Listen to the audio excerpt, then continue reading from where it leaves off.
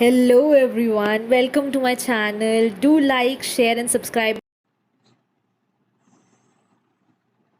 Hello everyone, so I'm back with another video, and this system will be based on the CGPA system of IGDTUW.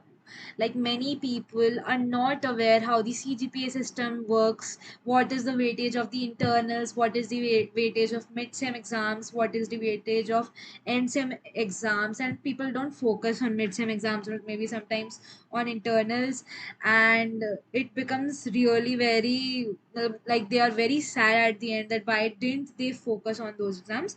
So out of my experience, I'll be even explaining you few things. And first of all, I'll be talking on facts like कितने पे A plus होगा, कितने marks पे A होगा. It's a little different from school. Like school में जैसा होता था उससे थोड़ा अलग है यहाँ, इसलिए आपको बताने की ज़रूरत है क्योंकि अभी आप स्टार्ट करोगे लाइक प्रिपेयर करने का एग्ज़ाम, तो जो चीज़ें मुझे नहीं पता थी वो आपको पता होंगी, तो आपके लिए वो बेटर होगा. So let's get started. मैं सबसे पहले बताती हूँ कि कितने मार्क्स स्कोर करने पे आपको ए प्लस मिलेगा, ए मिलेगा या बी मिलेगा. सो फर्स्ट ऑफ ऑल, आपको ये पता होगा, इससे पहले मैं आपको बताती हूँ कि दो एग्जाम्स होते हैं एक सेमेस्टर में IGDTUW में, which is mid sem and and same. Mid sem is of 30 marks and and same is of 60 marks. So 60 plus 30 it's 90 and 10 marks is based on your internals. So basically the 10 marks are based on your internals. If there is a criteria, like if it's a subject which does not have a practical exam, like अगर आपका इस subject में practical exam नहीं होता है तो आपके 30 mid sem के मार्क्स लगेंगे, 10 आपके इंटरनल्स के मार्क्स लगेंगे, जो कि टेस्ट हो सकता है, आपका कोई क्विज हो सकता है या आपके अटेंडेंस के बेसिस पर हो सकते हैं, वो टीचर डिसाइड करेगी वो 10 मार्क्स किस चीज़ के होंगे. और 60 आपका जो फाइनल एंड सेम एग्जाम होगा वो एंड सेम. और मिड सेम 30.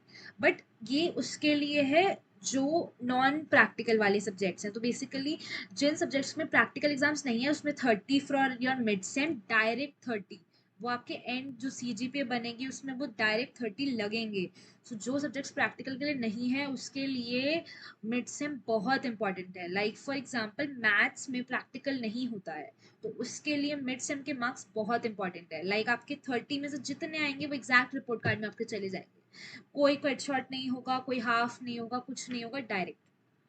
और 60 तो डायरेक्ट जाते ही हैं जो एंड सेम में होते हैं एवरी केस में.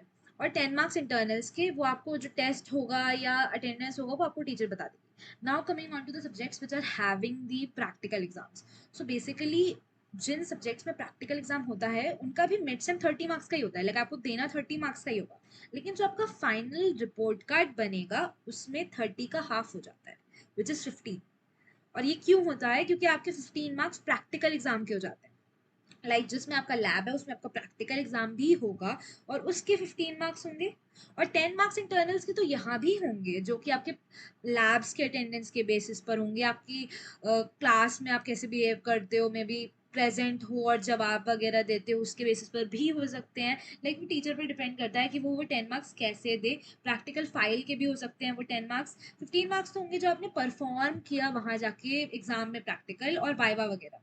और 10 मार्क्स जो होंगे वो आपकी यही प्रैक्टिकल फाइल वगैरह के बेसिस पर होंगे. और जो 30 का आपने मिड सेम दिया वो हो जाएंगे हाफ करके 15, 15, 10 और 60 एंड सम तो होगा ही जो लैब वाले सब्जेक्ट. चलो मैं एक बार समराइज करती हूँ. सो फॉर दो सब्जेक्ट्स जिसमें प्रैक्टिकल एग्जाम्स नहीं है उसके लिए होगा 30 का मिड सेम, 10 इंटरनल्स, 60 का जो एंड सेम एग्जाम होगा और 30 डायरेक्टली लगेंगे. ये हो गया for those subjects which are not having practical exam. Now I am talking about the subjects which are having practical exams. तो जिन सब्जेक्ट्स में प्रैक्टिकल एग्जाम होंगे उसमें 30 का एग्जाम होगा, बट वो हाफ हो जाएगा 15 में. Like if you have got 28 marks तो उसका हाफ लगेगा आपका पेपर में, फुल नहीं लगेगा. 14 लगेगा आपका, 15 में से 14 लगेगा आपका अगर आपके 30 में से 28 आए हैं इन द रिपोर्ट कार्ड. और बाकी 10 तो इंटरनल्स का लगेगा ही और 60 जो आपके एंड सेम्स में होंगे. ये तो क्लियर हो गया mid sems and sems for practical वाले subjects and for non practical subjects. Now जो ये 30, 10 और 60 का मिक्सचर है उसमें टोटल में आपके कितने मार्क्स आने चाहिए. तो आपको ए प्लस ग्रेड मिलेगा, ए ग्रेड मिलेगा, बी प्लस मिलेगा, बी मिलेगा. अब हम वो देखते हैं. तो जो आपका 30 प्लस 10 प्लस 60 है वो अगर आपके 93 या उससे ज़्यादा मार्क्स आए हैं तो आपका A+ लगेगा। A+ मतलब उस सब्जेक्ट की जो आपकी CGPA होगी वो होगी 10। अगर आपके 85 से ज़्यादा आए हैं तो आपकी जो उस सब्जेक्ट की CGPA होगी वो होगी 9।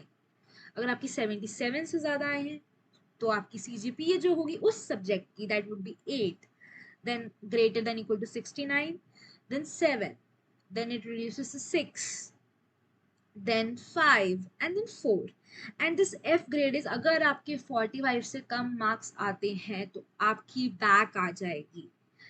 and I'm very serious while I'm saying that 45 अगर आपका ये जो क्यूमुलेटिव 100 है एक सेमेस्टर में 30 + 10 + 60 का, अगर उसमें आपके 45 से कम आ जाते हैं तो आपकी बैक आ जाएगी। उसमें प्लेसमेंट में तकलीफ होती है, आपको उसका पेपर अगली बार दोबारा देना पड़ता है बैक आने पर।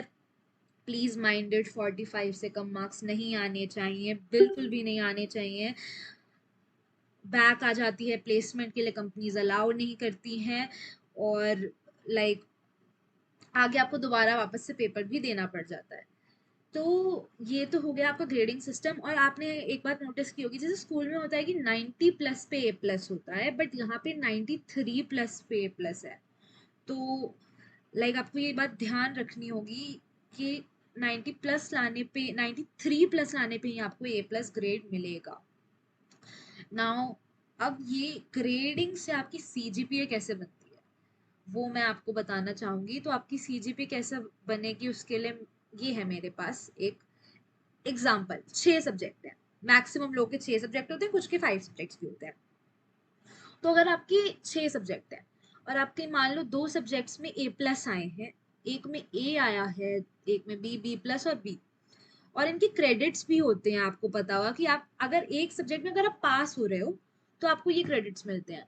तो जैसे सब्जेक्ट 1 है तो उसका जो क्रेडिट है वो 2 है, और बाकी सारे सब्जेक्ट्स का 4 क्रेडिट है। और कहीं कहीं पे ये किसी का एक सब्जेक्ट का क्रेडिट 3 भी हो सकता है, कुछ भी हो सकता है। लाइक क्रेडिट वो आपको जब आप सेमेस्टर रजिस्ट्रेशन करते हो तो पता चल जाते हैं। और ये आपकी जो CGPA है आई है सब्जेक्ट वाइज, वो जैसे मैंने अभी दिखाया था कि किसी के 93 से ज्यादा आए हैं किसी सब्जेक्ट में तो 10 होगी उसकी CGPA। At the same time किसी के अगर 85 से ज्यादा आए हैं तो 9 होगी CGPA इन दैट सिचुएशन। अब मैं आपको बताऊंगी कि अपने सब्जेक्ट वाइज CGPA से आप टोटल CGPA कैसे कैलकुलेट कर सकते हो। तो आपको कुछ नहीं करना है, आपको सबसे पहले आपके फर्स्ट सब्जेक्ट का CGPA लेना है। लाइक A+, अगर आपको उस सब्जेक्ट में 93+ आए हैं मतलब आपकी उस सब्जेक्ट की 10 CGPA है। फिर आपको उस सब्जेक्ट की क्रेडिट से मल्टीप्लाई करना है। लाइक 10 अगर इसमें CGPA है और इसका क्रेडिट 2 है तो ये हो गया 20। फिर इसमें CGPA 10 है और इसका क्रेडिट 4 है तो 40। फिर 9 है, 4 है तो 36। ऐसे आपको 6 के 6 सब्जेक्ट्स का निकाल लेना है, फिर आपको इसको टोटल कर देना है। तो ये हो गया 184। उसके बाद जितने आपके टोटल क्रेडिट्स थे मतलब 2 और 4 5 टाइम्स तो 22, उसके बाद क्या करना है 184 डिवाइडेड बाय 22, तो यू विल गेट 8.36, और यही होगी आपकी सेमेस्टर की उस सेमेस्टर की CGPA that is 8.36।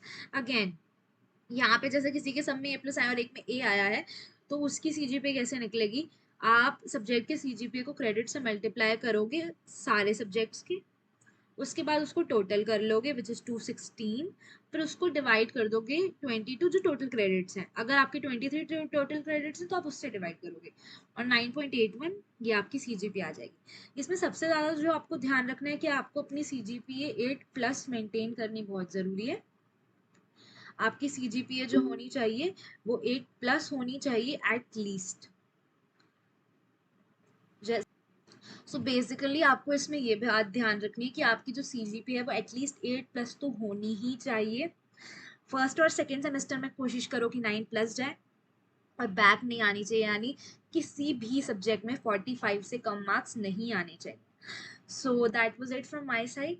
Thanks for watching, and don't forget to share my video with all of your friends because it's definitely gonna help all of them because CGPA तो सबको चाहिए। Thank you.